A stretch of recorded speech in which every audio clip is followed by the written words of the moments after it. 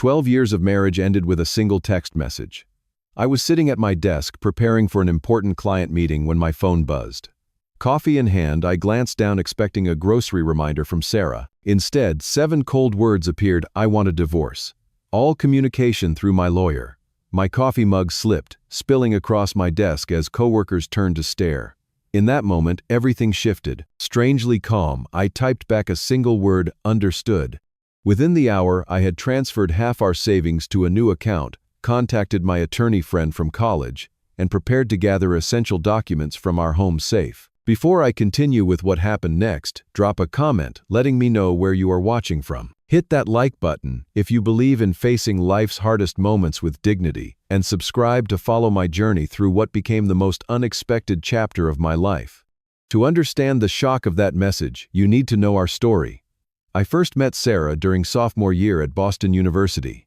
I was studying finance while she was on the pre-law track. We crossed paths in the library during finals week, both fighting for the same corner table with the best lighting. Instead of arguing, we decided to share. That night turned into 6 hours of studying side by side, occasional conversation, and a coffee date the following morning. Sarah had this infectious ambition that drew me to her immediately. Her eyes lit up when she talked about becoming a corporate attorney fighting cases in high-profile firms, making a name for herself. I loved her drive, her intelligence, and the way she could debate any topic with unwavering confidence. We balanced each other perfectly.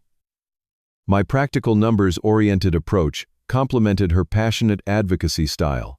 After graduation, we dated for 2 more years before I proposed. The wedding was intimate but beautiful, just 50 guests in a converted barn outside the city. Both our families approved wholeheartedly. Her father, a retired judge, welcomed me with unexpected warmth. My parents adored Sarah, impressed by her sharp mind and clear goals. Those early marriage years were everything we had hoped for. We purchased our first home in a quiet suburb, close enough to the city for our commutes, but peaceful enough to start the family we both wanted. My career in investment banking was taking off, and Sarah had secured an associate position at a prestigious law firm. Weekends were spent renovating our house, exploring local farmers markets, and planning our future together. The first real challenge came 3 years into our marriage, when we decided to start a family. After months of trying, Sarah became pregnant only to miscarry at 10 weeks. The loss devastated us both. 6 months later, it happened again. The second miscarriage changed something in Sarah. She threw herself into work with renewed intensity, staying later at the office, bringing case files home on weekends. I understood this was her way of coping, so I gave her space while trying to maintain our connection. This case could make my career became her frequent explanation for missed dinners and canceled plans. Her firm was handling a major corporate merger, and Sarah was determined to prove herself indispensable. Weeks of late nights turned into months. Our conversation dwindled to practical matters about the house bills and schedules. Physical intimacy became rare, then almost non-existent. Attempting to salvage our relationship, I planned a surprise anniversary trip to Hawaii. For a week, we disconnected from work and tried to reconnect with each other. There were moments when the Sarah I fell in love with seemed to resurface, laughing on the beach or holding my hand during sunset walks. But by the final days, she was checking emails on her phone and taking calls from colleagues. Upon returning home, I suggested marriage counseling. Sarah reluctantly agreed, but after 3 sessions, she claimed it was interfering with her work schedule. The therapist had barely scratched the surface of our issues when Sarah decided we would work on things ourselves. But that work never materialized. The final warning signs appeared about 4 months before the text message. Sarah disabled her location sharing on her phone, changed her passwords, and began arriving home well after midnight carrying the scent of unfamiliar cologne. When questioned, she would cite client dinners or firm events. I wanted to believe her. Despite mounting evidence, I convinced myself we were just going through a difficult phase that would eventually pass. After 12 years together, I thought our foundation was strong enough to weather any storm. I never imagined divorce, especially not delivered through a text message while I prepared for a Tuesday morning meeting. That Tuesday began like any other. I woke at 5:30, went for my usual run, showered and prepared breakfast for both of us, though Sarah rarely ate at home anymore. She had already left for an early deposition when I came downstairs. Nothing seemed unusual or out of place. No warning signs that by 9:15 my marriage would effectively be over. The full text read, "Jody, I want a divorce. All communication through my lawyer. Sarah." No explanation. No indication of what had prompted this decision. No acknowledgement of our 12 years together. Just clinical finality, as if terminating a business contract rather than a marriage. The shock hit in waves. First, disbelief. I reread the message several times, wondering if this was some bizarre mistake. Then came a flash of anger so intense my hands shook as I gripped my phone. Next, a deep ache spread through my chest as the reality began to sink in. But most surprising was what followed: an unexpected clarity and calmness that felt almost surreal. In that moment of clarity, I made a decision that would ultimately save me months of emotional manipulation and financial hardship. I would not beg. I would not argue. I would not give Sarah the satisfaction of seeing me crumble. Instead, I typed "understood" and immediately began protecting myself. My first call was to our bank.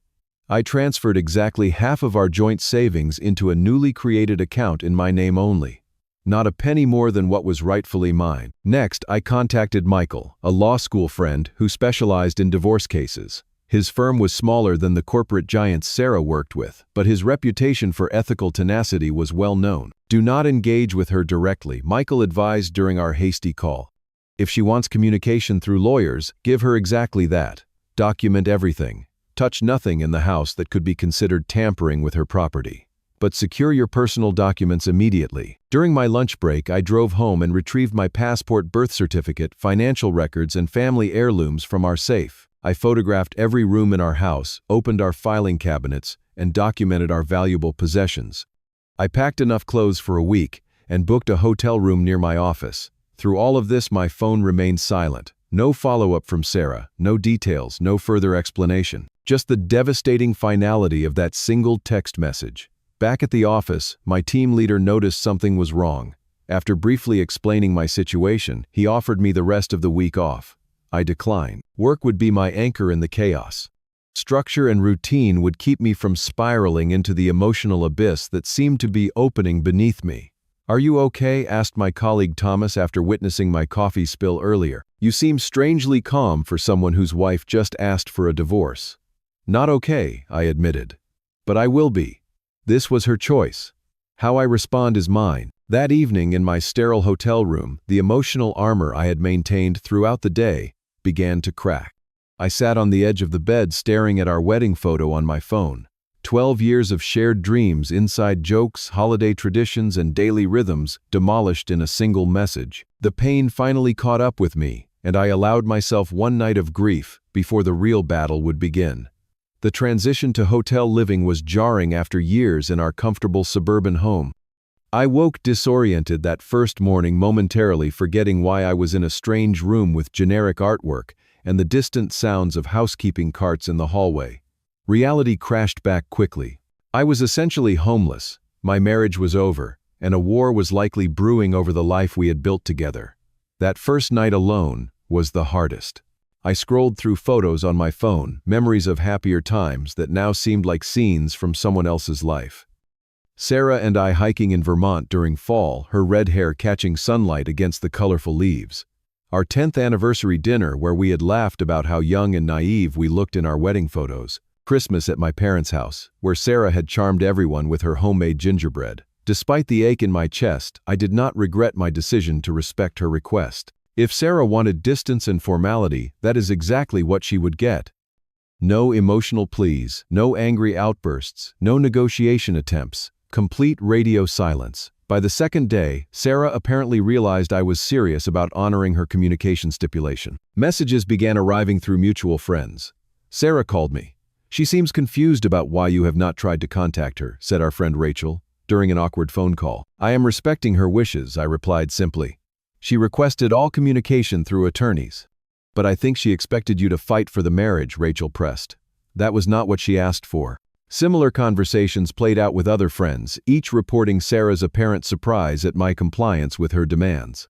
Our social circle quickly began to splinter. Some friends maintained neutrality, others chose sides. A few expressed outright shock at Sarah's approach, having witnessed our relationship for years and finding the text message method unnecessarily cruel. Through my attorney, I discovered something that confirmed my decision to maintain distance was the right choice. Sarah had consulted her divorce attorney nearly 3 weeks before sending her text. This was not an impulsive decision or emotional reaction. It was calculated. She had prepared her strategy, lined up her legal representation, and likely planned how to maximize her position in the divorce proceedings. My silence was not what she had anticipated. According to Michael, most divorce attorneys prepare their clients for emotional reactions from spouses. Those reactions often lead to mistakes, angry emails that can be used in court, impulsive financial decisions, or destructive behavior that weakens their position. My calm compliance with her terms offered no such ammunition. On the 3rd day, my phone rang with an unknown number. After a moment's hesitation, I answered. "Is this Jody Williams?" asked a clipped professional female voice. "Speaking. This is Eleanor Blackwood, Sarah's attorney. I was hoping we could have a conversation about the divorce proceedings. My attorney has not received any formal documentation yet," I replied. "Once he does, he will be in touch with your office to discuss next steps." There was a pause, then a subtle change in her tone. "Mr. Williams, I think it might be beneficial for all parties if we could have an informal discussion before the formal process begins. I am respecting my wife's wishes for all communication to go through legal channels," I said firmly. "My attorney is Michael Donovan at Donovan & Associates. Please direct all communication to his office. Mr. Williams." The voice now had a hint of frustration. "Sarah is concerned about your lack of response. She feels you may be planning something retaliatory." The irony of this statement was not lost on me. I responded to her text message as requested. If she has concerns, she is welcome to address them through the proper legal channels she established. After ending the call, I immediately contacted Michael to report the conversation. His response was telling. "They expected you to fall apart," he explained. The text message was likely designed to provoke an emotional response they could use against you. When you did not give them that, they got nervous. "Stay the course, Jody. Say nothing. Sign nothing. Agree to nothing without consulting me first." 2 weeks into our separation, Michael called with information that changed everything. His paralegal team had been conducting standard discovery work, reviewing financial records and communications in preparation for the divorce proceedings. What they found left me simultaneously vindicated and devastated. "Jody, there is no easy way to share this," Michael began, his typically confident voice subdued. "We have evidence that Sarah has been having an affair with Thomas Harrington, the senior partner at her firm." The name was familiar. Sarah had mentioned him countless times over the years, always in the context of professional admiration. He was 20 years her senior, a powerhouse in corporate law, with political connections and a reputation for aggressive litigation tactics. "We have emails, text messages, and security footage from the Westbrook Hotel showing them entering and leaving together on multiple occasions," Michael continued. "The evidence suggests this has been going on for approximately 8 months. 8 months. While I was trying to save our marriage with counseling and romantic getaways, Sarah had been building a relationship with someone else." The timeline suddenly made perfect sense. Her increasing absences, the late nights, the mysterious weekend conferences, even her resistance to therapy, all aligned with this revelation. But the betrayal went deeper than infidelity. Further investigation revealed that Sarah and Harrington had been strategizing about the divorce for months. Emails discussed the optimal timing, the potential impact on her career trajectory, and even how to position assets to her advantage before filing. "There is something else," Michael said hesitantly. "We found evidence that Sarah has been altering financial documents. She has been systematically hiding assets and attempting to inflate your shared debt obligations." This financial betrayal stung almost as much as the emotional one. Throughout our marriage, I had managed our investments while Sarah handled the legal aspects of our finances. I had trusted her completely with joint accounts, property titles, and tax documentation. That trust had apparently been misplaced. "How should we proceed?" I asked, surprising myself with the steadiness in my voice. "Carefully," Michael advised. "We now have significant leverage, but revealing our hand too early could prompt desperate counteractions. For now, we continue as planned. Respond only through official channels, maintain your calm demeanor, and let us handle the legal strategy." That night in my now familiar hotel room, I struggled with a complex mix of emotions. There was anger, certainly at the calculated betrayal by someone I had loved and trusted for 12 years. There was hurt that cut deeper than I thought possible. But strangely, there was also relief. The confusion of the past months finally made sense. The distance, the coldness, the excuses all had a clear explanation. I had not imagined the problems in our marriage, nor had I failed as a husband in the ways I had begun to fear. Most surprising to Michael was my continued composure when presented with the evidence. "Most clients would be throwing things across my office right now," he remarked. "Would that change anything?" I asked. No. Then what would be the point? The truth was my calm exterior masked internal turmoil. But I had made a decision the moment I received Sarah's text message. I would not let her actions determine my behavior. I would not surrender my dignity or self-control, even in the face of profound betrayal. 3 weeks after the initial text message, Sarah and I came face to face for the first time in a conference room at Michael's law firm. The preliminary divorce negotiation was scheduled for 9 in the morning. I arrived 15 minutes early, professionally dressed in a navy suit, calm and prepared. Sarah arrived precisely on time, accompanied by Eleanor Blackwood and another attorney I did not recognize. The confidence in Sarah's stride faltered momentarily when our eyes met. Perhaps she had expected visible signs of emotional deterioration, sleepless nights, or unchecked anger. Instead, she found me composed, well-groomed, and surrounded by organized documentation. Eleanor opened with what Michael later described as a standard aggressive first position. Sarah wanted 70% of our assets, including our home monthly spousal support, despite her substantial salary and exclusive rights to the vacation property we had purchased in Vermont the previous year. Throughout the presentation of these demands, I remained silent, allowing Michael to take notes and occasionally ask clarifying questions.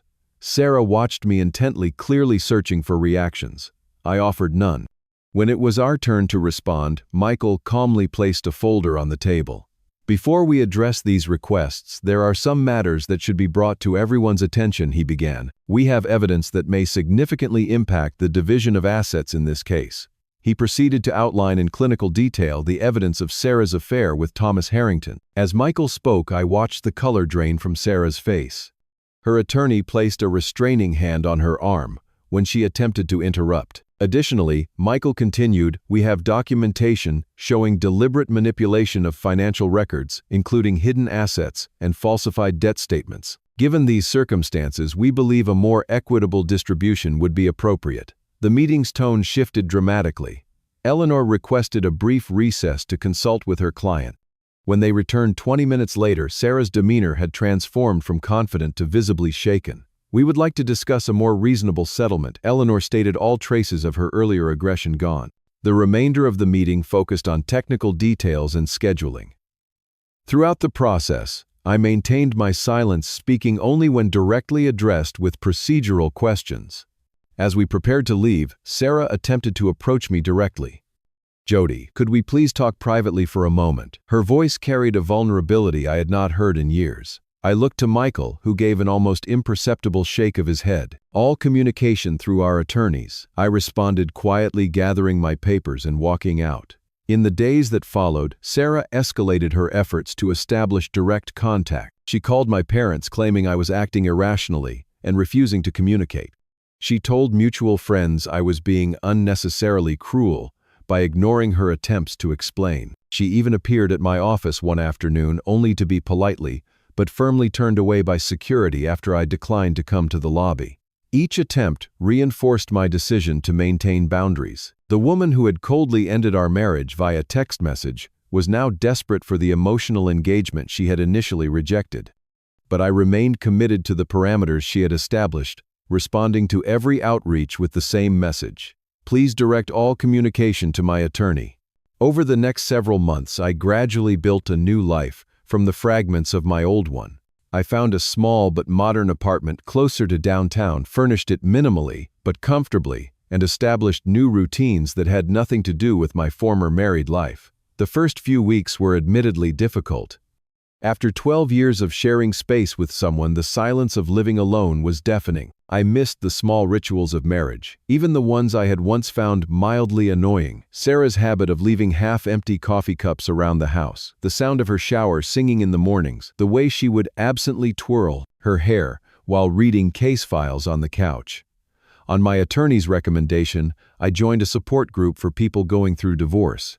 Initially skeptical, I found unexpected comfort in the shared experiences of others navigating similar painful transitions. The group met weekly in a community center downtown, and through their stories I gained perspective on my own situation. The way you respond to betrayal says more about your character than the betrayal says about theirs, remarked Harold, a 60-something retired teacher whose wife had left him after 30 years.